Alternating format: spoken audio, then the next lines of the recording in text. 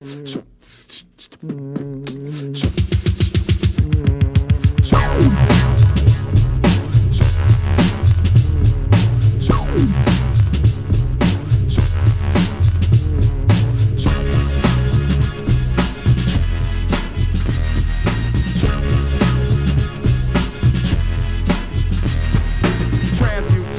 brand new statements.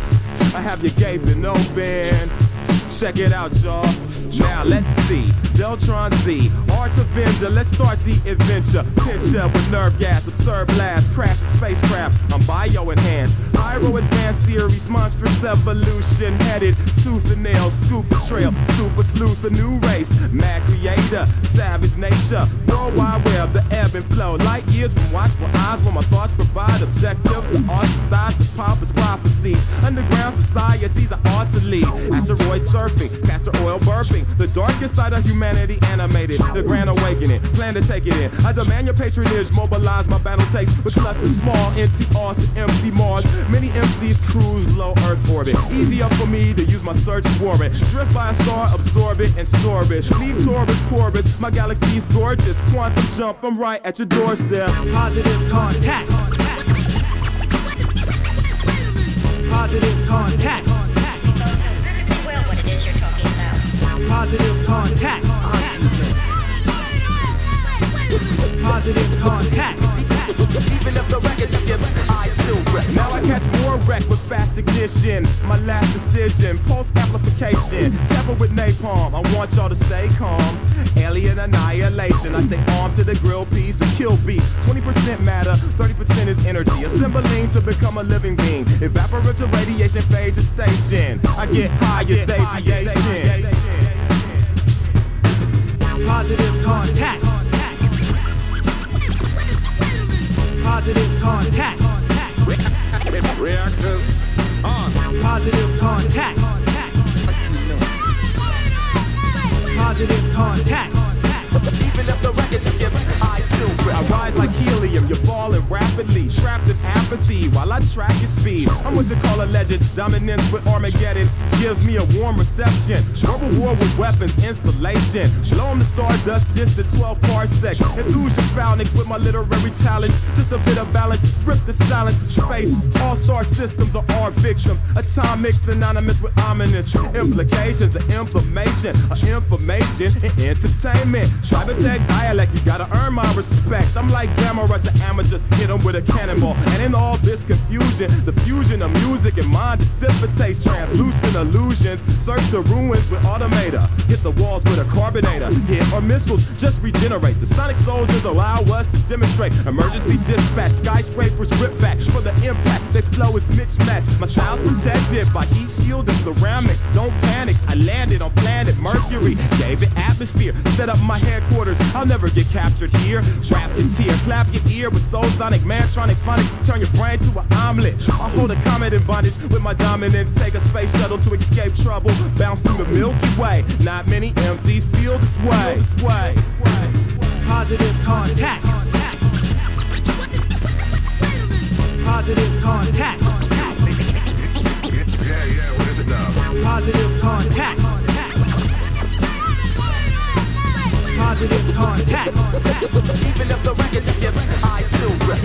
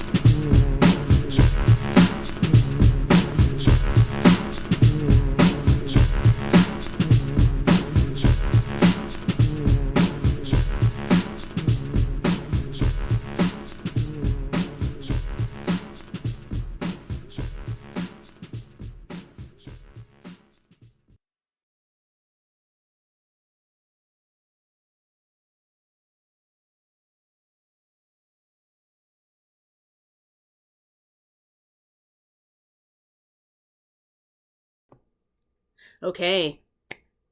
Good morning, everyone. Happy Friday. Welcome to Catalyst Energies. My name is Dee. Thank you for joining me. I am so grateful that you're here. I'm hanging out with Mr. Ollie again today, so I'm outside of my studio and my office and not connected to any of my normal equipment. It's been an interesting just 24 hours, I would say. So welcome back, everyone. If you're new to this channel, welcome. We're going to talk about the weekend's astrology today, just kind of check in over the last 2 days and look at what's ahead just in the next couple of days. So I hope everyone is doing well. That was Deltron 3030, Positive Contact. That's linked in the description box below if that's something that interests you. I'm really digging like bringing some musical variety into the stream. And it's a big part of, how I interface with life is through music. So I'm kind of digging that. So how is everyone doing? And yeah, see, Alex K, you and I have a lot of similar music tastes. Clearly, if you are liking what's coming through. So it's Friday. It's March 4th, 2022, and I've been recording and I had every intention of uploading yesterday all of the new moon astrology forecasts, but I intended to put them on the cloud and then upload them from my laptop as I'm hanging out with Mr. Ollie last night and this morning, and they never made it over to the cloud. So I'm going to have to go home back to my office and with my equipment and upload everything, but they're all done. And, we'll have an opportunity to talk about this weekend now. And then you can take the information that I'm going to report to you about the astrology. And as you're looking at your sign's forecast, especially your rising sign, you can see what area of life the transits of the weekend are going to happen in. Then you can use these two things together as, do different reference points in order to understand and give some sort of symbolic meaning to your life's experience, and especially as a starseed, as a light worker, right? Like what we're really here to do. And that's a lot of the astrology chart is a map. It's a fourth dimensional map for all of us. And so that's what I'm here to do, is teach you how to read that map and facilitate you trusting that you know how to already read this map, right? So here we go. We're going to just get into it. So I hope everyone's doing well. Let me go through just a couple of announcements so we can just get it out of the way, right? The Astrology Summit of Bridging Sky and Earth, Embodying Your Star Wisdom, that starts on the 5th. That's tomorrow. So I'll put some stuff on Telegram. I believe on the 8th is when my talk is going to be uploaded onto the platform. So I'll have some stuff in Telegram to post about that, just to kind of remind people about it if you haven't signed up or if you're interested and you haven't done it yet. So you can check that out. And what was the other thing? There was something else in particular that I was like, I better make an announcement. Oh, the Starseed Fellowship. We are going to be having our first gathering on or around the first quarter moon, which I actually talk quite a bit about in the astrology forecasts. It's going to be a Zoom call. It's only going to be open and available to people who are subscribed through Subscribestar. That's in the description box below, the link, and that way you can get access to the link to the Zoom call, and then we can come together in much more of a fellowship, much more of a chat. People can all talk to each other during that time. So if that interests you, you may want to consider becoming a subscriber in order to be part of that. So now I think we can get into the astrology. So Mr. Ollie, he is, so far, he is very, he is absolutely focused, just like I'm focused right now on minimizing this window so we can get the astrology chart up here. But he is got something to occupy himself, and anybody knows about puppies, they really just want to destroy every aspect of your life and have all of your attention, right? Which is what the siblings of the litter are supposed to do. They're supposed to be together. So it's an interesting relationship that we have with canines and dogs, but how I love them. And so hopefully he's going to stay either occupied with what he's doing or just fall asleep in my lap. And that would be great, because he's been kind of just tearing ass around the house for the last 3 hours. And it's a wonder I can get anything done. But I mean, that's just the nature of it all. So let's see if I can bring this, let's get this chart going. There we go. Yes, indeed. And here we go. This is our chart for today. So, how is everyone? I actually want to check in with the chat and see if anybody has anything to add, how they're feeling, what's going on. There are birds, there are baby birds I can hear chirping now, and now that we're in March, it just kind of happened like that, right? I mean, the sun gets it to a certain position relative to us and in the season, and here we are. So there's newness here. And now that the moon is in Aries, I think we can probably feel it. I think internally, like a subtle, intuitive experience, something below the surface, something inside of us can start to connect with this newness. Now, as this moon moves through Aries throughout the course of the weekend and into Taurus, there's going to be a very important relationship between Chiron, between Black Moon Lilith, speaking of the moon, and the moon in Aries, and actually Uranus is part of this story. So this is something that I brought attention to in some of the forecasts in terms of the sign, just because it may have been more relevant depending on the sign. But overall, this is something to pay attention to. We also have Saturn.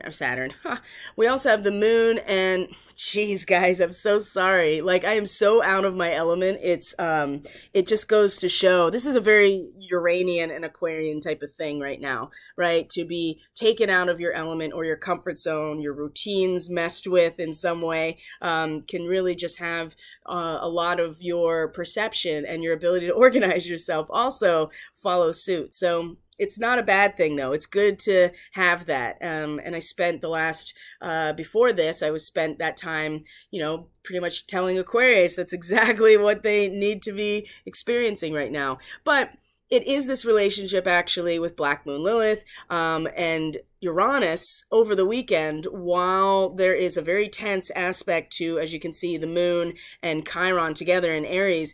It's about this lack of consistency or this glitching of reality or the shifting landscape that is actually exactly what we need right now, strangely enough. And Uranus was also in a sextile to the new moon that just happened. I'm gonna have to plug this in, and I totally didn't do it. I'm so sorry, guys. So I'm going to grab my charger. Oh my god, I can't believe I forgot, because I saw that it was going to need to happen, and I just see, this is what I'm talking about, total discombobulation and just getting ahead of yourself. I feel like the moon in Aries is a big part of this. So as I am unwinding this cord and plugging in, how professional of me. The moon in Aries, it's, there's inflammation. Some people are getting it, especially if you are a first house Aries person. I feel like that's impacting people in some way. But really, there is, like I said, there's a personal and intuitive experience of the newness, of the freshness, of a sense of actualization, of a sense of potential and desire that is starting to stir within us. Now, of course, the minute that it meets Chiron is going to be a pretty strong emotional connection to that which triggers us back into old stories of who we are, right? This is the big theme of Chiron for all of us in the collective right now, is the wounds that keep us from, identifying with the full potential of who we are, rather than these imposed identities that are based on other people's bullshit, basically, right? Hold on one second.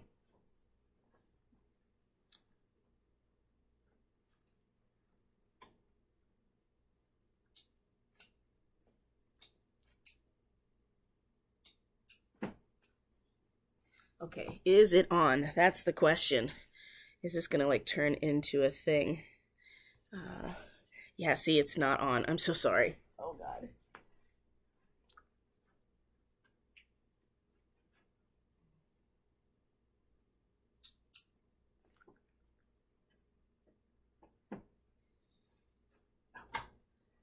There we go. There it is. You remember that scene in, this is a total non sequitur, but not really, because it just could have been one of those moments for me where I lost my mind.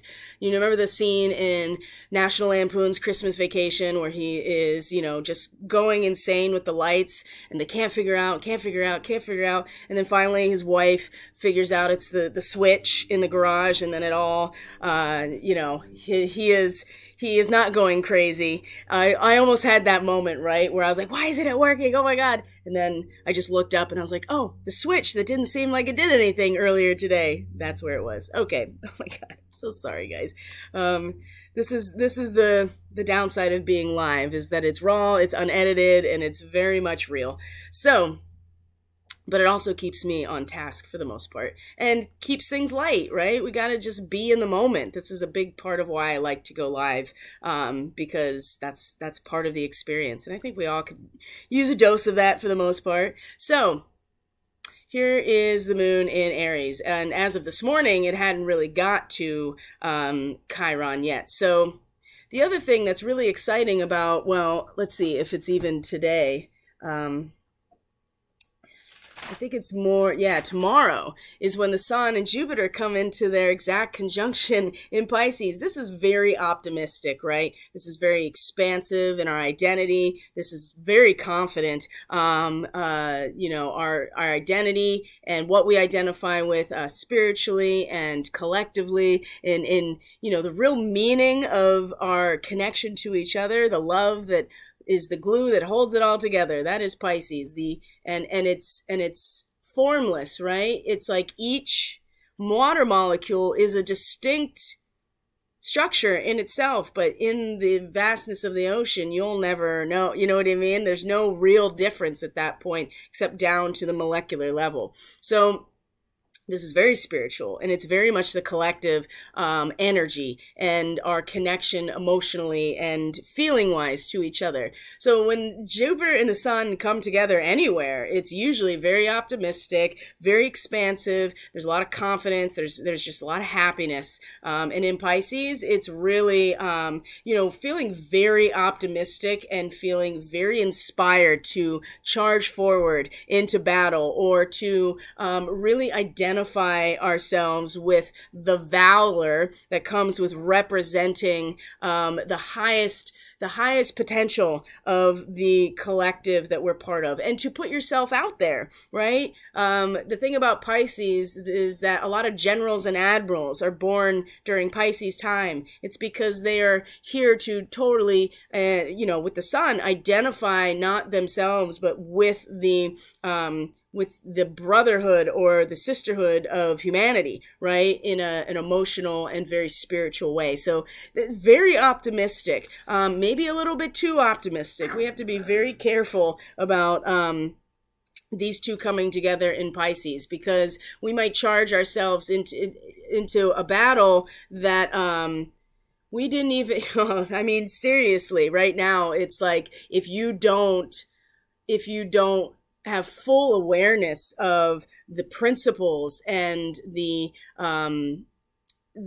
symbolic reference to the collective and what that means and what that feels like, if you're not able to navigate this space, like, right, shallow minds get lost at sea. If you're just kind of being led around, which many people probably still are, then this is going to be an expansion into are you ready for the barrage of live shells? This is nothing to make hasty decisions about or act rashly. Even a sacrifice in the name of what's good needs to be, I would say, well thought out and considered, right? There's no room for mistakes here. And this is why there's kind of like a dress rehearsal for the battle, right? This is why you train with live ammunition to get ready for what it's really going to be like. And so, yes, there's optimism. There's a sense of confidence here with these two,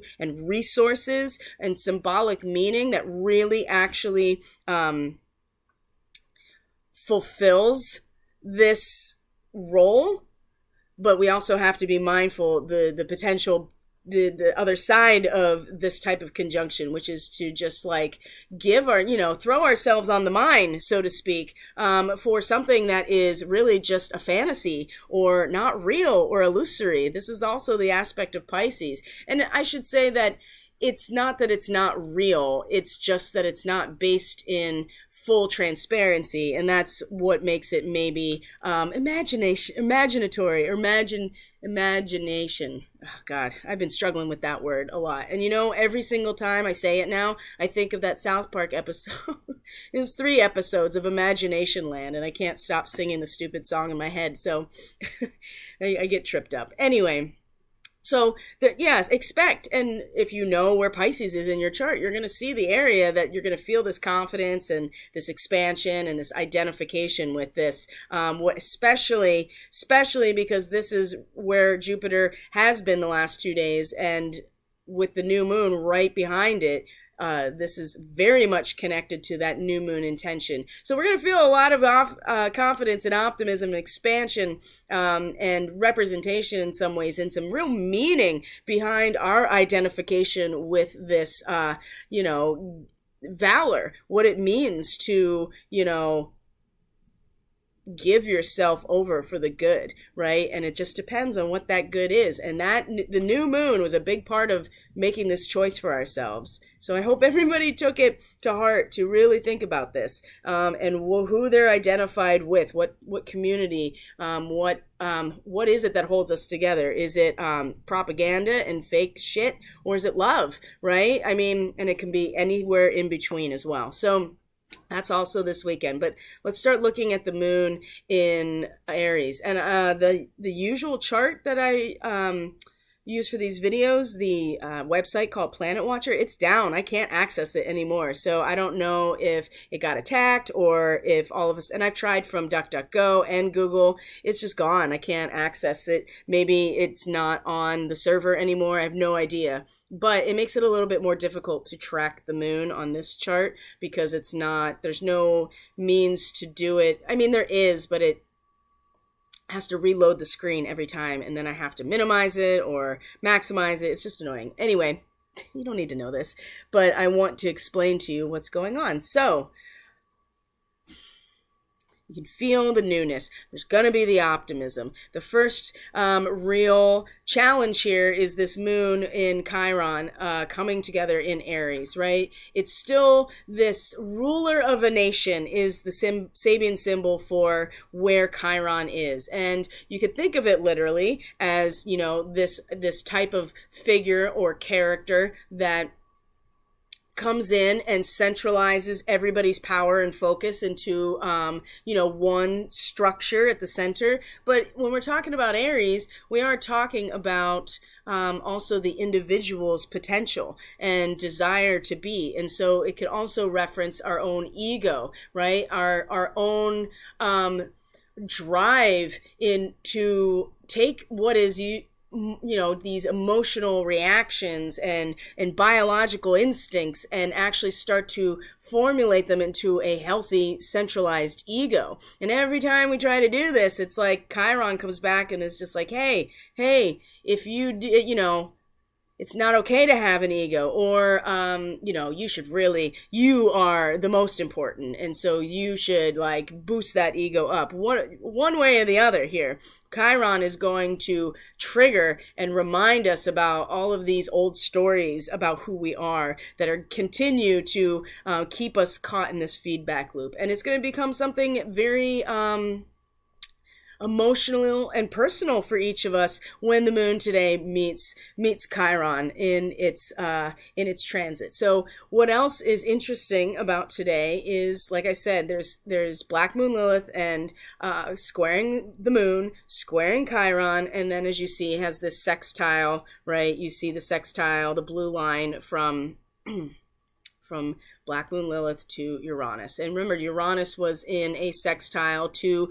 the new moon, right? It was, I talked a lot about this in the forecast as well. So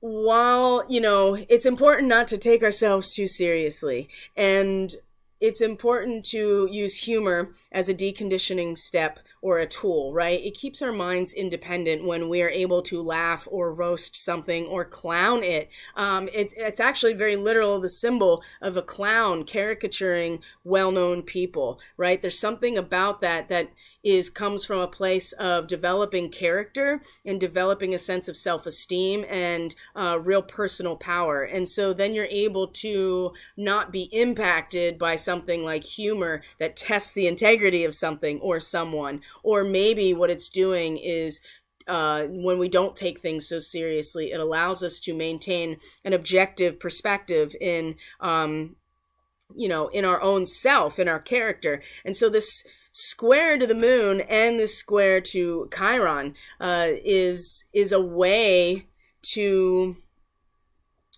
The conflict here is that it's going to seem really serious and pressing and intense with the moon and Chiron in Aries, right? We're talking about this flashpoint or, cardinal fire. It's the spark of life. It is the outward penetrating action of Mars. It is warrior-like and it fights. And it, also it is new. It is fresh. All of the potential is within and all it wants to do is act on it. So when we're talking about Cancer and we're talking about Black Moon Lilith, I mean, it is way more about getting into the feels and getting deeply rooted into something much deeper about your character and about your emotional security. That is, yes, it is going to cause a conflict with what seems like this really, warrior outwardly, and maybe even angry, certainly wanting to fight.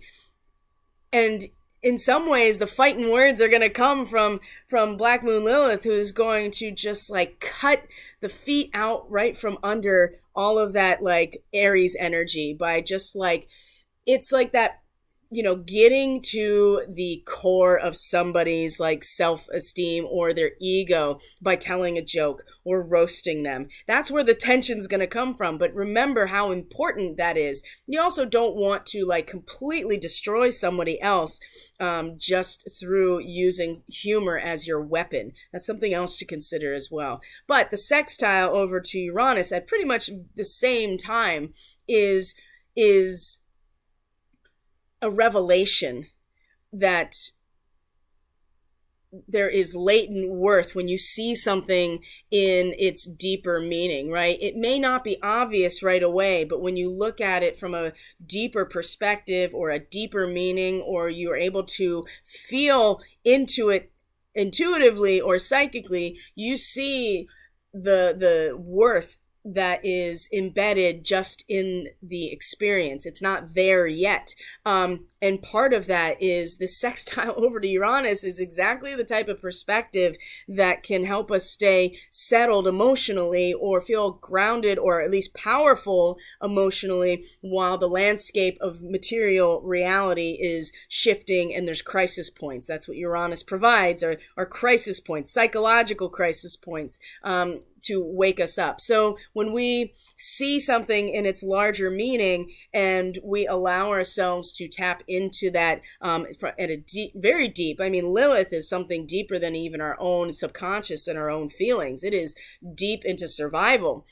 It's going to, I think it's really going to help with the crisis point. And the crisis point is going to be amplified then as in her retrograde, then she squares Chiron and the moon. And so again, it's okay to have some humor, to take it lightly, or to have the self-esteem to allow ourselves to be kind of clowned in some way. It really depends on the individual, but I see it's important that we find our sense of emotional stability in the larger perspective instead of it's going to be very easy to get caught up in ourselves and in that fight or flight instinct or reaction to things with Moon and Chiron involved. Okay, and that's it's interesting. I'm not going to show it to you on here because you can't pick individual asteroids, but Pallas Athena is right here in Aries now, and the goddess of wisdom, goddess of strategy in war. Right? It's all about the chess game, and her companion is Bubo, the owl, right? The owl, again, wisdom and the capacity to see what you normally can't see. An owl is a harbinger, not of very good news, because it's not that they're inherently evil. They're predators. They're predators at night, right? They're flying predators at night. And so their eyes can penetrate into the darkness, and it represents the wisdom, but also the darkness, right? And this,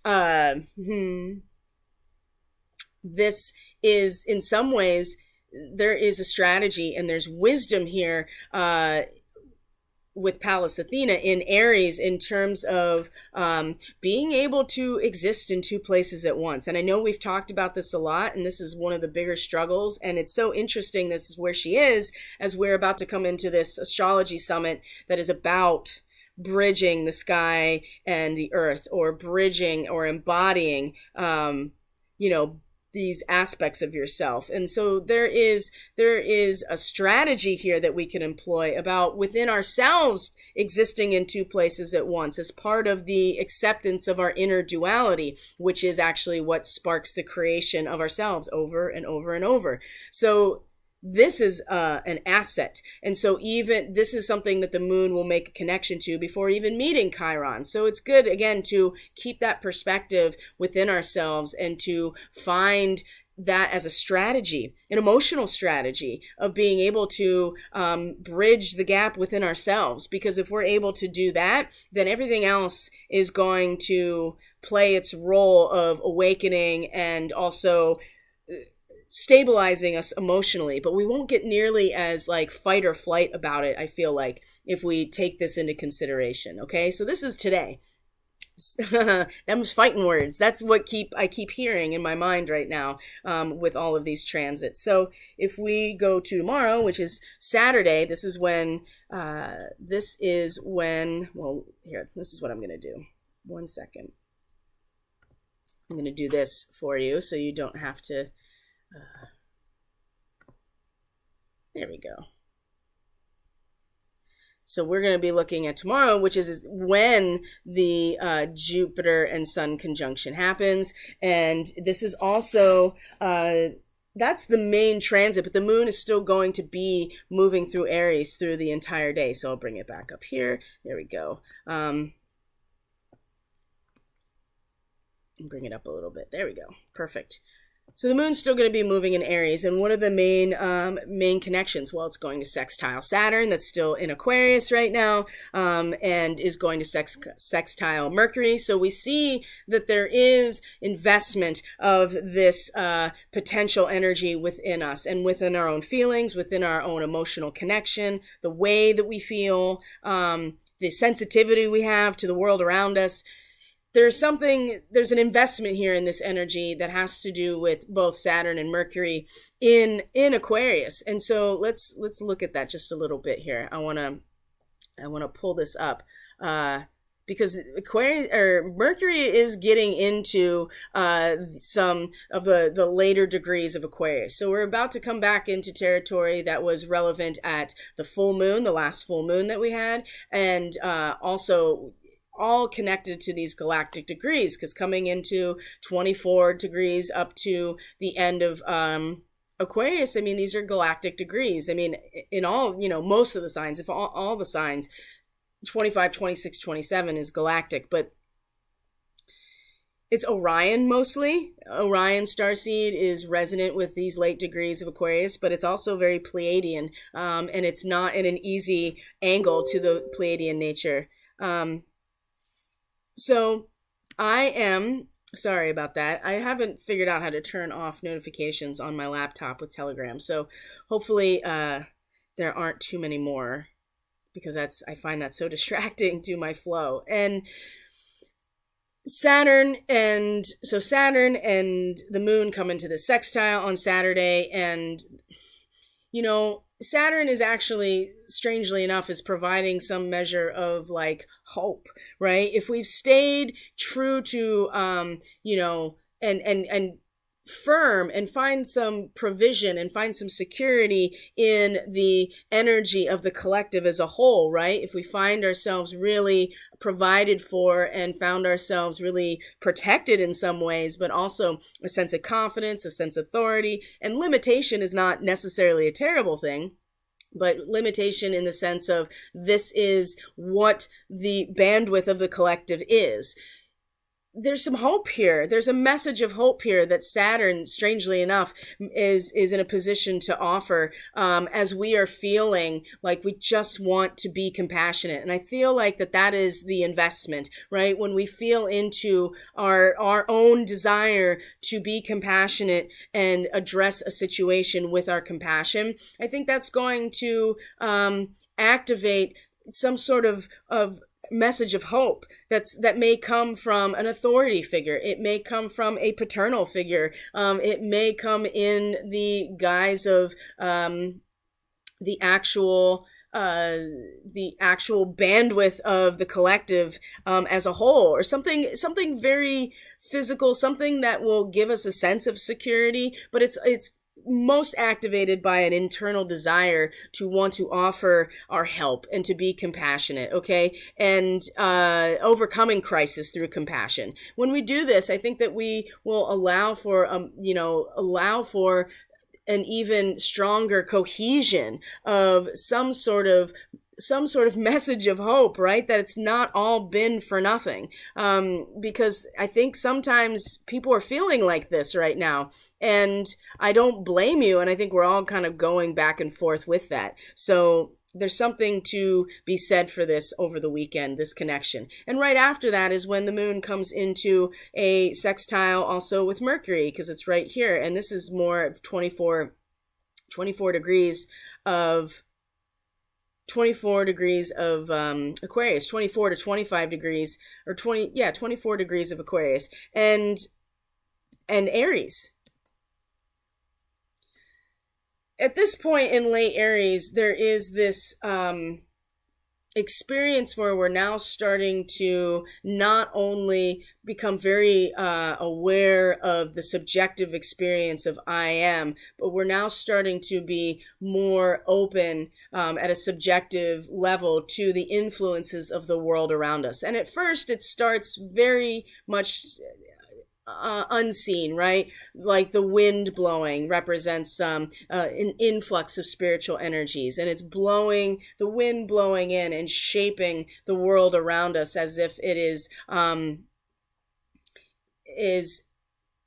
well, I would say abundance. That's the word I'm looking for, is abundance. And so if we find ourselves open, right, to this influx of spiritual energy at an intuitive level, maybe it's very subtle. Again, it's in this that we're then able to invest into our mental state that is really working towards constructively using difficult past experiences to be an example, to teach deep wisdom, and maybe to communicate it, maybe to process it.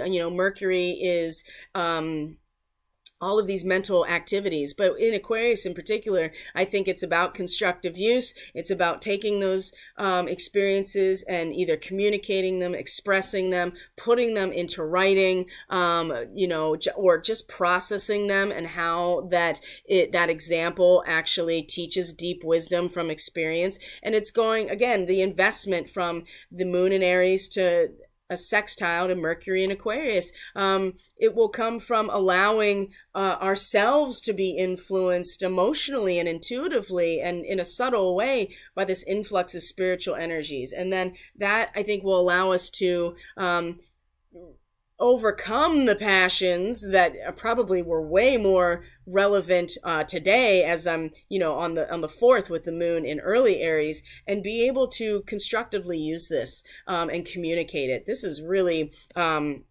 I feel like today is going to be like, and tomorrow is going to be like, okay, I see where I can direct this built up like fight energy. And it has a very specific direction, which is into the collective bandwidth. It's very, and through the mediums of the structure itself and the mind with Mercury. And then, like I said, this is when the Sun and Jupiter come together as well. Venus and Mars are at the last degrees of Capricorn, and they're going to come into Aquarius together. They're going to be conjunct together at 0 degrees Aquarius, coming into late the 5th, early into the 6th. And the moon's going to finish its transit of Aries. So one of the things that will happen, though, is that the moon will make a square to Pluto during this time as well. And so it's... where are we here? Yeah, here we go. Where Pluto is in Capricorn. So late Aries into late Aries and late Capricorn. And this, this is actually, the moon will be in conjunction with the Andromeda galaxy, right? This is an Andromedan starseed activation in particular. So if you are an Andromedan starseed, this moon square Pluto is something you're going to feel very personally. And for all of the importance of the subjective actualization, right, of the desire to be, the potency to create that is embedded in each of us. We all hold the spark of life and the beginning of it all in each of us, the seed point. For as important as it is, there has to be a necessity to accept criticism and to be ready to confront those whom you may have disappointed when it comes to the fulfillment of that potential of who you are, right? A large audience confronts the performer, that's important, who disappointed its expectations. And I think that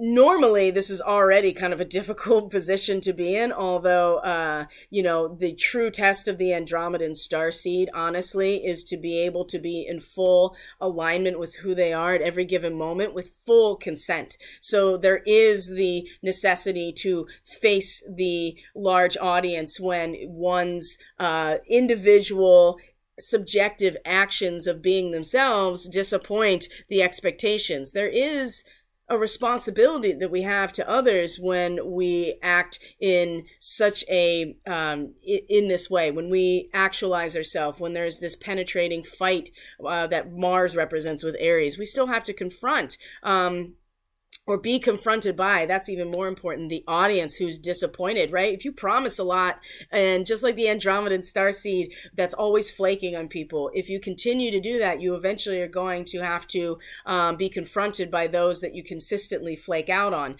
The measure of an integral Andromedan starseed is to be ready for this, or to not even get to the point where you have to be, because you've already taken responsibility for your actions on other people, right? So the moon is going to square Pluto at this point in late Capricorn. And I feel like that what we're going to find here at this moment is the power that maybe was planned to be extracted or generated by the coming back around to the same point in the United States chart, right? We're looking at late Capricorn, the structures themselves. I think that this is, I think people are really going to start waking up to it. That's a pretty simple read on this square, is that we are the audience, and this may come out in a lot of different ways, but people who have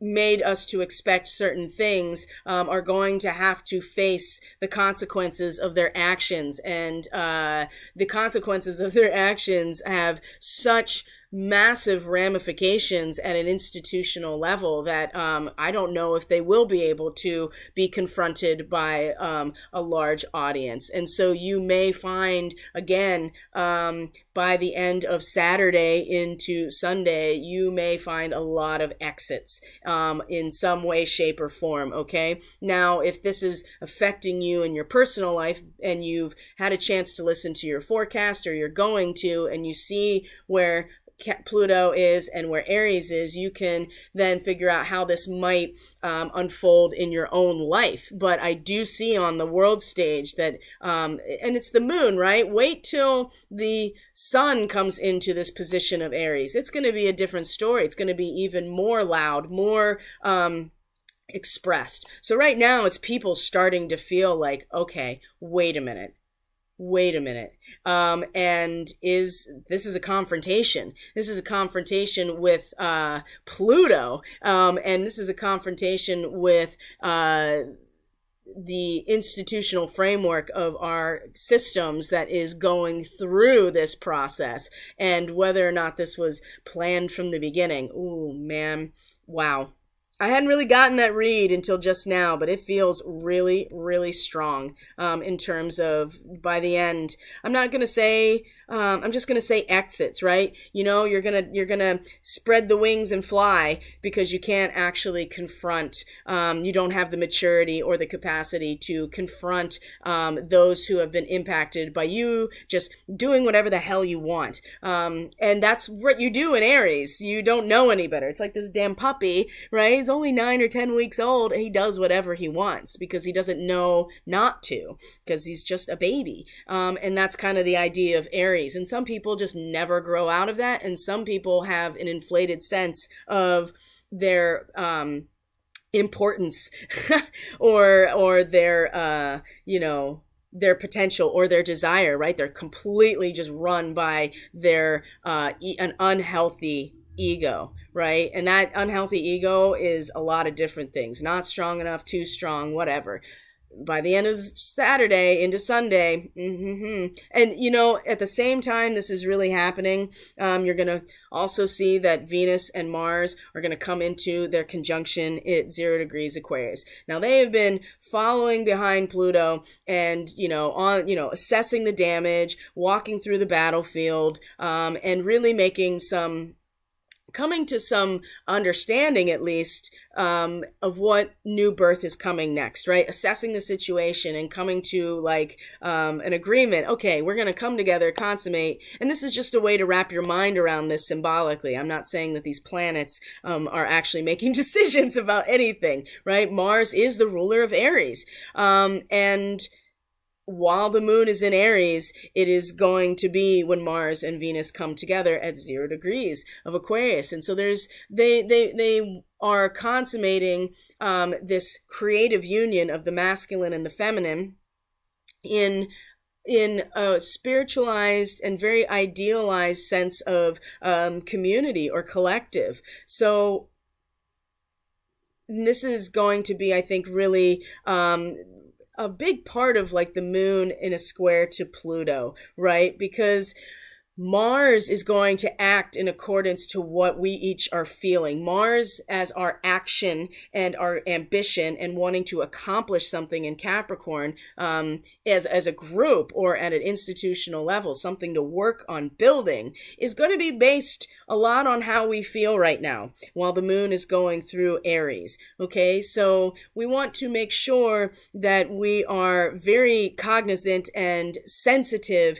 to what's going on, and not necessarily, I'm not saying we shouldn't act, but we will act based on these feelings. So it's important to understand how we're going to be triggered, how it's in a square to Lilith in Cancer, which is the sign of the moon. So, I mean, there may be some snarkiness around that of just this is my territory. And Lilith's yeah, but where are you, right? Are you going to get over here into, where you're actually rooted and who has your back and whose back you have? Or are you going to stay over there and keep feeling into what you want, right? I just imagine these conversations in my head. So Mars is going to represent the action we're likely to take based on how we are feeling with the moon in Aries. But Venus, now, thankfully, right, with Mars is the opposite, effect, right? It's the reception, it is the passive, it's the acceptance, it's receiving, right? Venus represents the soil. And in Capricorn, I mean, she really is representing a sense of responsibility to how everything is impacted, and much more graceful, much more wise, has been through it. And remember, Venus is an embodied type of experience. A lot of people, I myself included, I feel these Venus transits right in my actual physical nature, my senses, and what I'm sensitive to, whether it be material aspects, the world around me, or my relationships. It has an impact on my body. So thankfully, these two are going to be balancing each other out when they come together in Aquarius. We just have to be, what is the idealized version of society that is about to be planted and activated with Mars and Venus together? Well, again, what is the quality of seed that's going to be planted in the soil for our society or civilization, whether it be, an awakened or transhumanist, is going to be a lot based on how we feel with the moon in Aries this weekend. So just be aware of that. What else is happening? This is coming into the 6th. So after that, the moon comes into Taurus. So here, let me do this again. The moon's going to come into Taurus, and I think it'll seem like a relief, right? When the moon comes into Taurus, because the moon is exalted in Taurus, right? We at least find some emotional security in the material world, and that's kind of like, the soil is still able to hold even the water, and it holds it similarly to, a vessel like a shell. But it is porous, right? The water will drain through, but it also will hold it if it has good soil. If you have good soil and you have good drainage, I mean, some of it'll be there and some of it'll go away. And I think that this is a good way to wrap your mind around, why the moon is exalted in Taurus. And a lot of times we do feel emotionally secure through our material security. So, now, and as the moon comes into Taurus on the 6th, in more of this is right into Taurus, 8:45 in the morning. So Mars and Venus have already come into Aquarius. They've come into their conjunction. You can see that Mercury is now coming into a square with the nodes. So the Mercury is in a T-square with the nodes. And so we'll talk about that. But the square, the moon comes into Taurus and immediately is in a square to both Venus and Mars at 0 degrees Aquarius, 0 to 1 degree. And so the square is that we just want to be, right? I want to feel, I want my emotional waters, right, to be pure as a mountain stream. And perhaps they are, we feeling that pure as a mountain stream, right? No impurities, no impact anywhere, just pure glacial water. And that is how we may be feeling and want to be feeling, right? Maybe that is what we're being pulled into feeling, like I just want to be, purely myself. I want to feel like myself, or feel like a part of nature without any intrusion on that. And it's, with Venus and Mars at 0 degrees of Aquarius, it is like, no, it's time to start visualizing the future, right? It's time to start visualizing and idealizing what it is we're building for the long term, something that is going to last longer than us, those who have built it. And that's really what 0 degrees of Aquarius represents, the idealized human collective that exists, and the structures that make it up that exist beyond those who've created it. So this, I think, again, is going to be, it's going to start feeling tiring, I think, and wait till the moon meets Uranus. That's going to be on Monday. And so even if in that moment we still feel like, I just want to embed myself in the safety of the material world, right? I just want to sink into the soil. I just want to sink into emotionally my, comfort zone and material comfort zone. It's not really going to last once we get to Uranus with the moon. These are breakthrough moments, absolutely, but it also is very disorienting. So before that happens, though, the moon, or Mercury, like I said, look, is in a T-square with the nodes of the moon. So as the dragon continues pulling us to the Pleiades, right? Are we riding the dragon, or are we hanging on to the tail by, for dear life, because we can't let go of where we've been? And I would say a big part of this is, like, in general, the wealth and the our banking system, basically how our entire economy is structured on nothing more than a trust and a ritual binding agreement, and we are being pulled back into at a soul level aligning with material inherent value and worth. So I think that sorry. Are we riding that dragon, or are we hanging on for dear life? And, some people are, and some people aren't. But Mercury in this T-square, right? Here's the T-square, which is the fact that it is this central point, or like a pinnacle here. So there's an opposition between the nodes always, and then it is Mercury that is showing where there's conflict between each points toward Mercury, but what it's doing is taking the pressure off of their opposition and giving it somewhere else to divert energy to, right to this point. But what it does in those two squares, it actually allows for the harnessing even more, I would say, of the energy of the opposition. And again, it's about moving towards our evolution, moving towards our soul's future, and letting go of where we've been, because we've already mastered that, allowing it to propel us forward, but not mistaking that as the direction we are going, which is not a new central banking system, for instance. It's just not part of what I'm looking at here. Mercury, though, in this T-square is going to, let's see here, this is transmutation of these energies in a way that is at a much higher bandwidth than even Taurus and Scorpio, because these are very experiential, they're very feeling oriented, they're very much based in value and resources, which is something very tangible even when it's emotional. In Scorpio, it's still very tangible, but even though Aquarius represents the bandwidth of frequency of the entire collective structure as a whole, right, of the social environment, it is the energy of all of the people together into one voice, right?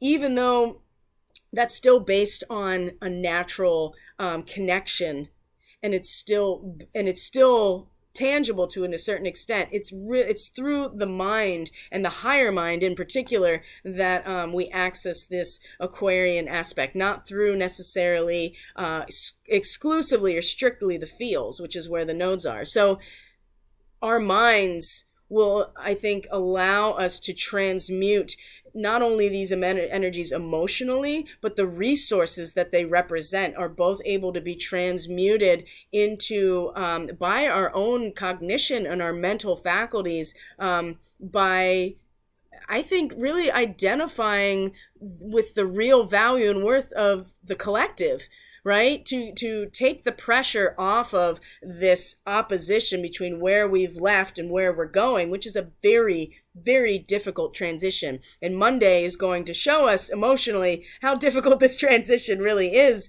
as if we need any more reminder. But if we can get our mind to see past just this dichotomy of value, inherent value, and what is created, generated value through investments, through our, it's basically our entire economic system of fiat currency is a Ponzi scheme. And yeah, that shows how incredible a ritual binding agreement can be, even to give a piece of paper value that makes people do, to basically succumb to the power of that. There's something about if we can utilize our connection, our mental capacity to tap into the currency of the social collective and the energy of the social collective or the human collective. I think it's really going to actually help take the pressure off of the, it's so deep and so intense, right? Dragon is going to get to where Dragon wants to get, and nothing's stopping Dragon, right? It is obsessed with its treasure. And in this case, the treasure is really the natural energy that is here, that is part of the universe, right? Electromagnetism, electrical circuits, more than we probably even realize, right? And definitely in terms of what is actually valuable to the human, in terms of wealth, right? Land and the ability to, create food or grow food or anything else that has its own value in the world around us. I mean, we're going there, and the Pleiadian nature is definitely pulling us that way, but something about our minds and our ability to mentally connect into, like I said, the currency of the social collective, the energetic currency, I think is really going to help us transmute what is very experiential.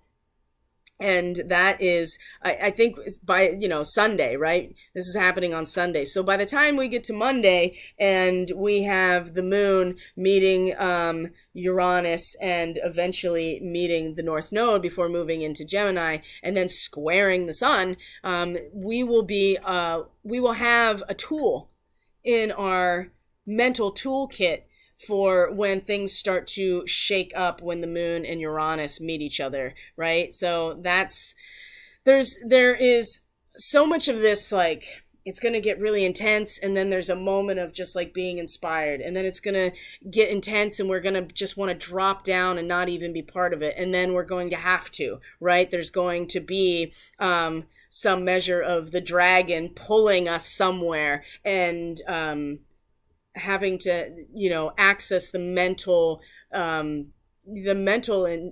realm with Mercury to take the pressure off of that and show us like how that we can harness that energy and transmute it rather than like just be hanging on for dear life as the our soul is dragging us in some cases to this totally new dynamic of reality, which has much more to do with what is the inherent value of the world around you, because that's where we're evolving to right now. So that's the astrology. Oh my God, sorry. I'm so sorry.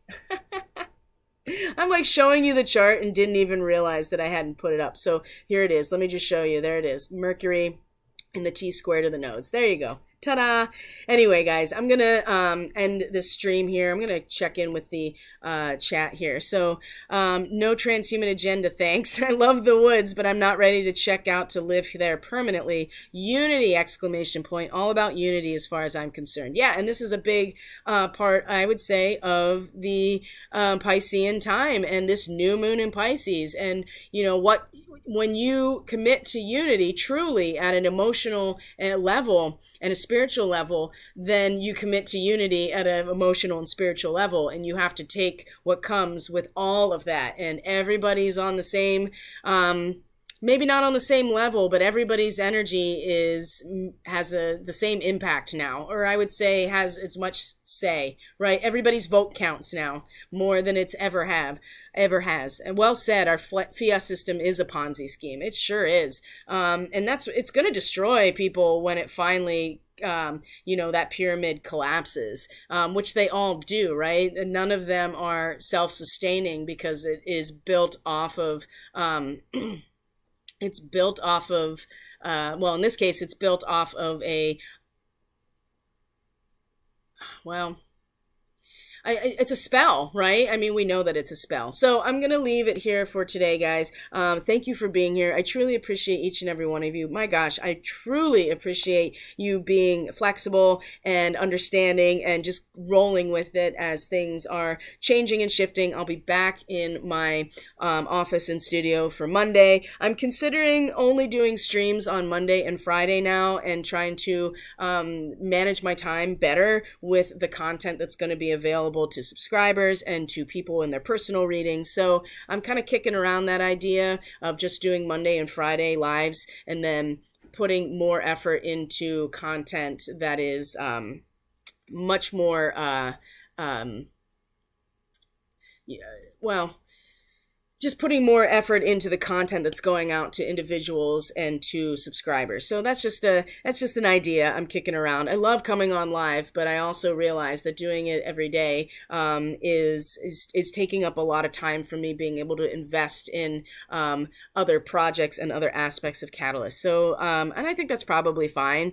That's one of the things I hear most from people is there's just a lot of content, and yeah, there is, and that's okay. And I guess if you want that level of content, then you'll start to you'll start to invest more in it, and then it'll be this mutually beneficial thing. Anyway, I'm going to leave it there for today. Thank you so much for being here. I truly appreciate each and every one of you. Everything you need is in the description box below, and it is there's a Subscribe Star link. There is the link to the Astrology Summit that starts on Friday. I'm going to post some more of that information in the Telegram channel about in case you want to be involved or you're interested. That's going to be up there for everybody to see and to interact with. And yeah, that's all I got for you today. It's Friday, so everybody have a great weekend, as good as you can have. Let me know if you need anything, if you want to book a reading or energy work to support your process. I just did an incredible session, an hour-long Reiki session, remote distance healing session for someone yesterday, and it's like every time we work together, I can feel the difference energetically so much in consistent work. So that's something to consider as well. Everything's in the description box below. Go to my website and you can sign up for my email list there. I love you guys. I'll see you on Monday. Have a great weekend. Peace out. Ali says bye. I'm sleeping, but bye.